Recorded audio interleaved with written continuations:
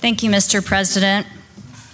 I believe every Iowa woman in our state should have the freedom to care for her body without government intervening. I believe every Iowa woman should have the freedom to decide if and when she wants to become a parent. Unfortunately, that is becoming nearly impossible with Republicans in control of the Iowa Senate. It has been 2 rough years for Iowa women with Republicans in power. Last year, every Republican in the Iowa Senate sponsored and voted for a bill that nearly destroyed Iowa's family planning network. Republicans forced Iowa women to find new health care providers. Republicans banned many of the state's most highly qualified providers from participating in their GOP family planning program. Republican senators banned Iowa women from seeking from doctors, clinics, and hospitals while they continue to go to them or send their own family to them as part of their health insurance plan that Iowa taxpayers cover. Republican senators and staff were found guilty of creating a toxic work environment for former communications director Kirsten Anderson, which resulted in a $1.75 million settlement that innocent taxpayers had to cover the costs. On top of that, Republican senators charged taxpayers millions of dollars more for their GOP family planning bill that provides less care to fewer women. So now, Senate Republicans are back for more, forcing motherhood on Iowa women. This bill is dangerous. This bill is unconstitutional. This bill devalues Iowa women. This bill impacts every girl and every woman in our state from the time they get their period to the time they take their last breath. This bill puts a 6-week ban on abortion. The only exception to this medical ban is if a woman's life is at stake. The only exception is to prevent death. There are no other provisions in Iowa code that say an Iowan cannot access medical care unless it is to prevent death. Iowans in prison have more medical rights than Iowa women and girls would have under this bill. Even a corpse in Iowa would have more rights than women and girls are given under this legislation.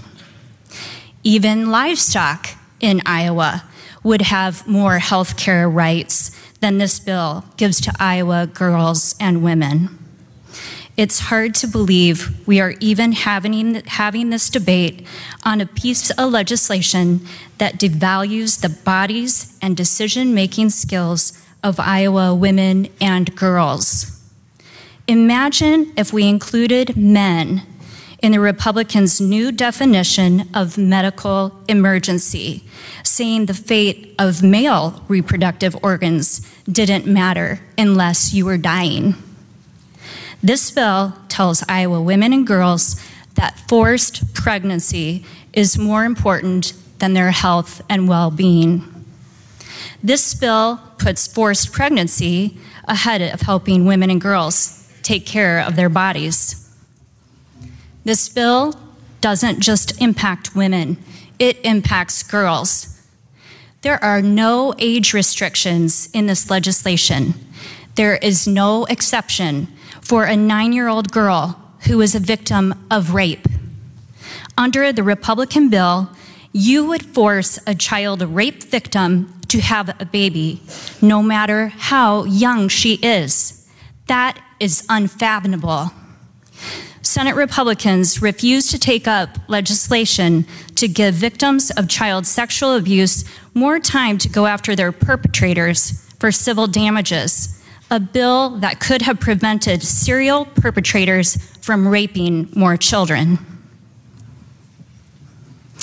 Yet, in this bill, Senate Republicans have no problem going after Iowa doctors by threatening to put them in prison for terminating a pregnancy if they believe it's in the best interest of the child. Why do Senate Republicans have it out for Iowa doctors? Apparently, the only doctors Senate Republicans trust are company doctors that keep workers from accessing decent workers' comp benefits for injuries on the job. Going after doctors who provide women's health care is shameful. What doctor would want to practice in a state that threatens to put them in prison for doing what they believe is in the best interest of their patients? This bill is a direct attack on women's health care across the state. If this bill were to become law, our state may lose its only program for OBGYNs at the University of Iowa, a highly successful program where 1/3 of the OBG residency graduates remain in Iowa to practice. Even if they were able to keep their residency program, it would be a logistical nightmare to ensure our future doctors get the training they need to graduate. If there are no places to train future doctors in Iowa on how to safely do an abortion procedure, where will the U of I send its residents?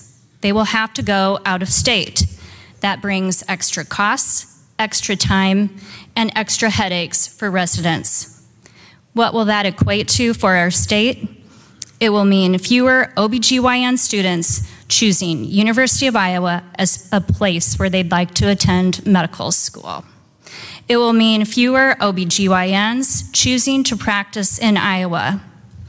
Iowa is already ranked next to last in the nation for OBG physicians per capita, with 2/3 of Iowa counties not having a single OBG physician. We are only ahead of Arkansas. When you lose doctors in rural Iowa, maternal health care outcomes suffer.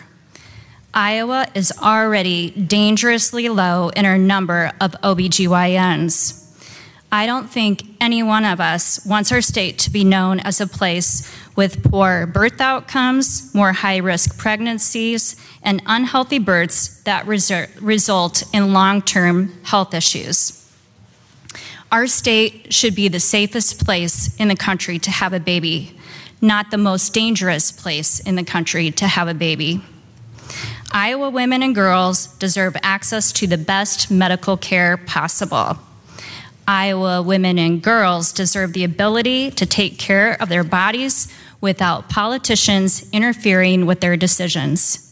We are already seeing the dangerous results of the GOP family bill that is costing taxpayers millions of dollars more and resulting in less care for women and less access to family planning. This bill, which is unconstitutional, will once again charge Iowa taxpayers with a huge bill. You've already charged them more than $3 million with last year's GOP family planning bill and $1.75 million to cover the costs of the Senate Republican sexual harassment lawsuit.